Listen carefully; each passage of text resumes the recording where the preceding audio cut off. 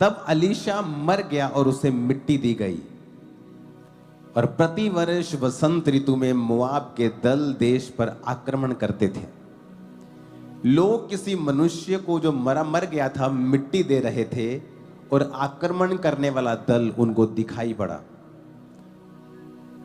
वो जल्दी जल्दी में वहां से भागने की तैयारी करने लगे। तो उन्होंने क्या किया, उस डेड बॉडी को उन्होंने अलीशा की कब्र में डाल दिया, क्योंकि टाइम नहीं था उसकी अपनी कब्र खोदने का।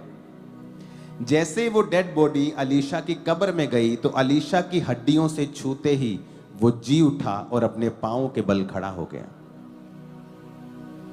अब यहां पर अलीशा ने ले हैंड नहीं किया है, अलीशा ने कोई शब्द नहीं बोले।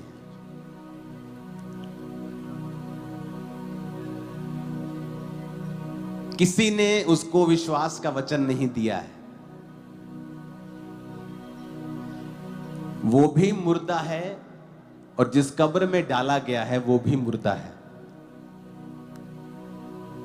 लेकिन वचन में लिखा है जैसे ही वो अलीशा की कब्र में डाला गया, क्योंकि लोग जब उसको मरे हुए को कब्रिस्तान में लाए तो उन्होंने देखा कि आक्रमण करने वाले आ गए, तो वो उसकी कब्र नहीं खोद सकते, इतना टाइम नहीं था। तो अलीशा की कब्र में ही उन्होंने उसे डाल दिया जल्दी जल्दी में और वहां से भागे। लेकिन वो मुर्दा जब अलीशा की कब्र में उसकी हड्डियों से टच हुआ वो जी उठा।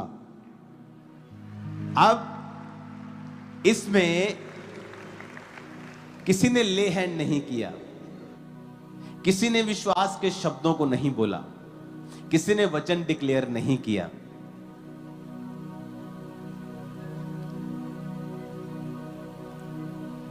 बहुत कम लोग हैं इस दुनिया पर जो रियल अनॉइंटिंग को समझते हैं, और बहुत कम लोग हैं जो, और मैं थैंक्स करता हूं परमेश्वर का कई बार कि जो परमेश्वर ने अनॉइंटिंग के विषय में मुझे समझ दी है।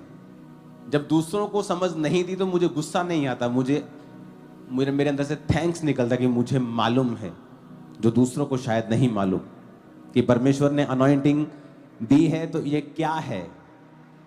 अब अलीशा की कब्र से वो उसकी हड्डियों से जी उठा।